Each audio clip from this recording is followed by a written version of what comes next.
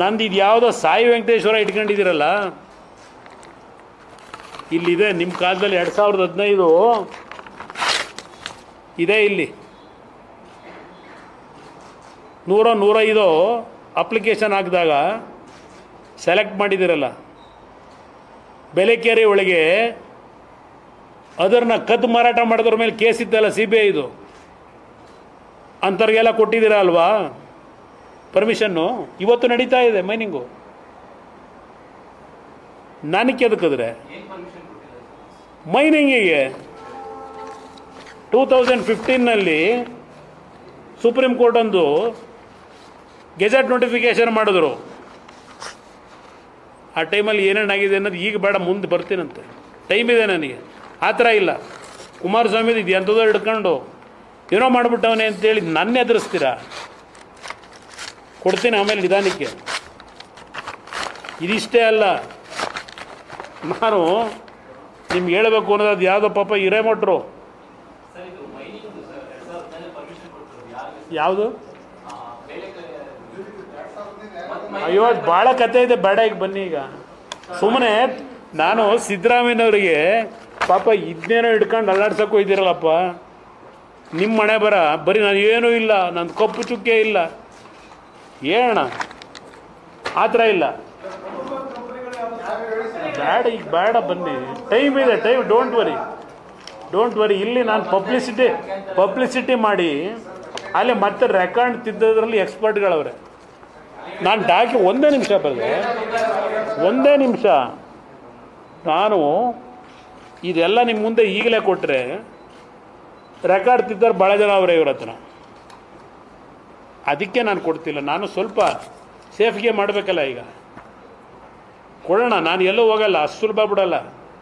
ಅವತ್ತು ಸಹ ನಾನು BJP ಸರ್ಕಾರ ಇದ್ದಾಗ ನಾವು ಡಾಕ್ಯುಮೆಂಟ್ ಬಿಡುಗಡೆ ಮಾಡಿದ್ರೆ ಇದೇ ಬಚ್ಚೇಗೌಡರು, ಇದೇ ಅಶೋಕ್ ಅವರು, ಬರೀ ವಕೀಲರ ಸಮಾಜದ ಮುಖಂಡರ ಕೈಲೇ ಹೇಳಿಕೆ. ಅವತ್ತೂ ಇವತ್ತು ಎಷ್ಟೆಷ್ಟು ಜನ ಹೇಳಿಕೆ ಕೊಡ್ತಾ ಇದ್ದೀರಿ ನನ್ನ ಮೇಲೆ, ಒಬ್ಬನ ಮೇಲೆ.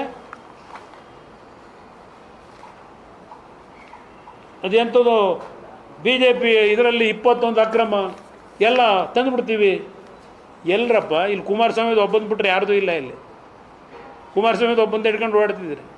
ಅದು ಯಾವುದೋ ಡೆಡ್ ಕೇಸ್, ಅದು ಸತ್ತೋಗಿರೋ ಕೇಸ್ ಇಟ್ಕೊಂಡು ಓಡ್ತಿದ್ದೀರಿ. ಯಾರು ಸ್ವಲ್ಪ ಸರಿಯಾಗಿರೋದು ಹಿಡ್ಕೊಬಾರ್ದ? HDK ವಿರುದ್ಧ ತನಿಖೆ ವಿಳಂಬ ಯಾಕೆ? ರಾಜ್ಯಪಾಲರಿಂದ BJP ಅದಕ್ಷತೆ ಕೆಲಸ. ಸಿದ್ದರಾಮಯ್ಯ ತೊಂದರೆ, ಪಾಪ ಇವರು ಹೇಳಿದ್ದಾರೆ ಬಿಡಿ. ಕಾಂಗ್ರೆಸ್ ಸರ್ಕಾರ 10 ವರ್ಷ ಇರಲಿದೆ. ಇದು ಎಲ್ಲ ಇವತ್ತು ಇವೆಲ್ಲ HDKಗೂ ಪ್ರಾಸಿಕ್ಯೂಷನ್ ಸಂಕಷ್ಟ.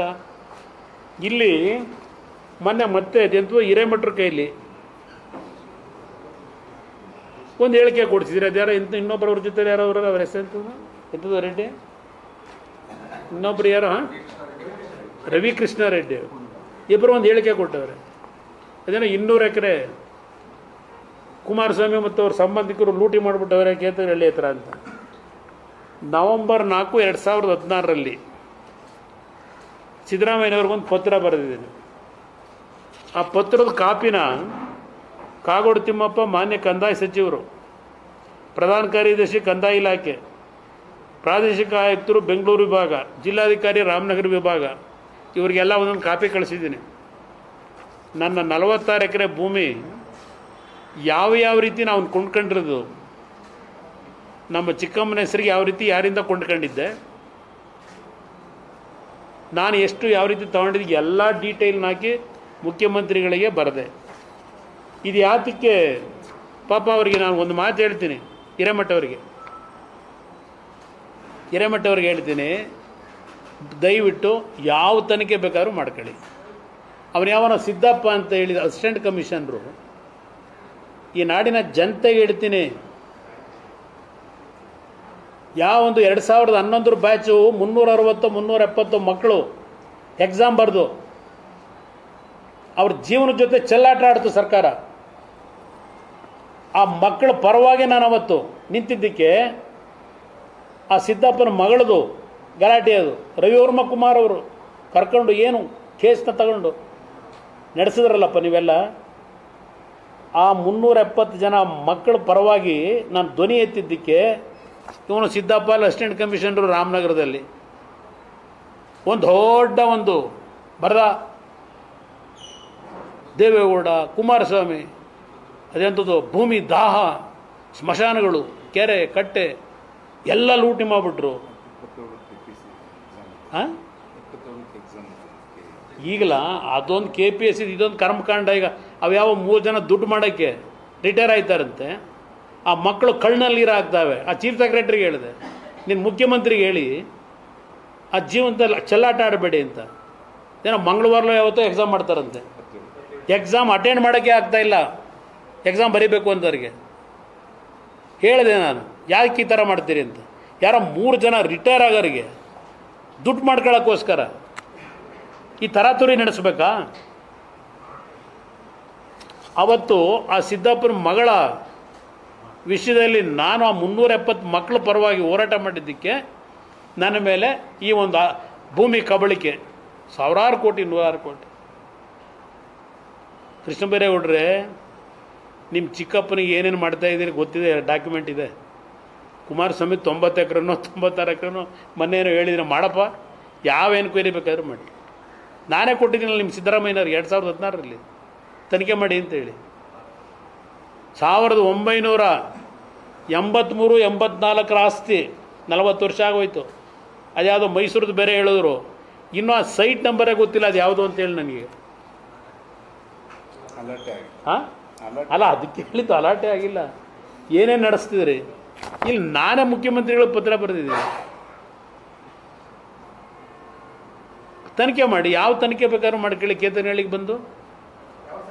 ಹಾಂ ಇದು ನವೆಂಬರ್ 4, 2016 ಕಷ್ಟಪಟ್ಟು ದುಡ್ಡು ಕೊಟ್ಟು ಕೊಂಡ್ಕೊಂಡಿರೋ ಭೂಮಿ ಇದು. ನಿಮ್ಮ ಥರ ಸರ್ಕಾರಿ ಭೂಮಿಯ ಸರ್ಕಾರದ ಮೂಢ ಜಮೀನದು. ಸುಳ್ಳು ದಾಖಲೆಗಳು ಸೃಷ್ಟಿ ಮಾಡ್ಕೊಂಡು ನಿಮ್ಮ ಬಾಮೈದ ಆಗದೆ ಇನ್ಯಾವನಾದ್ರೂ ಹೋಗಿ ಅರ್ಜಿ ಹಾಕಿದ್ರೆ ನಿಮ್ಮ DC ಆ ಜಮೀನು ರಿಜಿಸ್ಟರ್ ಮಾಡೋಕ್ಕೆ ಪರ್ಮಿಷನ್ ಕೊಡ್ತಿದ್ದೀರಾ? ಆ ಭೂಮಿ ಅಲೈನ್ಮೆಂಟ್ ಮಾಡಿ ಇದು ಮಾಡ್ತಿದ್ದಾರೆ, ನಿಮ್ಮ ಚೇಂಜ್ ಆಫ್ ಯೂಸ್ ಕೊಡ್ತಾ ಇದ್ದೀರಾ?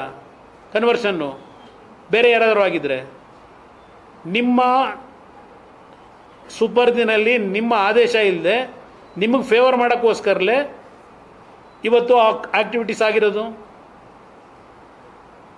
ಆಮೇಲೆ ನಿಮಗೆ ಅನುಬದ್ಧವಾಗಿ 3 ಎಕರೆಗೆ ಎಷ್ಟು ಸೈಟ್ ತಗೊಳ್ಳೋಕೆ ಅವಕಾಶ ಇರೋದು? ಆಯಿತು, ಆ ಭೂಮಿ ನಿಮ್ಮದೇ ಅಂತಲೇ ಇಟ್ಕೊಂಬಿಡೋದ? 14 ಸೈಟ್ ತಗೊಳ್ಳೋಕೆ ನಿಮಗೆ ಇದೆಯಾ? ಇನ್ನೂ ಬಂಡತನ. ಅವು ಯಾವ ಮಾತು ಕೇಳ್ಕೊಂಡು ಪೊನ್ನಣ್ಣಂತರನ್ನ ಅವತ್ತೇ ಸೈಟ್ ಇಲ್ಲಪ್ಪ ಬೇಡ ಸಭಾಸ ಬೇಡ ಕೊಟ್ಬಿಡ್ತೀನಿ ಅಂತ ವಾಪಸ್ ಕೊಟ್ಟಿದ್ದೀವಿ. ಇವತ್ತು ಯಾಕೆ ಈ ಪರಿಸ್ಥಿತಿ ನಗುಪಾಟ್ಲಾಗೋರಿ? ಸರ್ಕಾರಿ ಭೂಮಿ ಅದನ್ನು ನೀವು ನನ್ನ ಜಮೀನು 62 ಕೋಟಿ ಇದೆಲ್ಲ ಹೇಳ್ಕೊಂಡು ಇದೆಲ್ಲ ಬೇಕಿತ್ತ ಇದು ನಿಮಗೆ?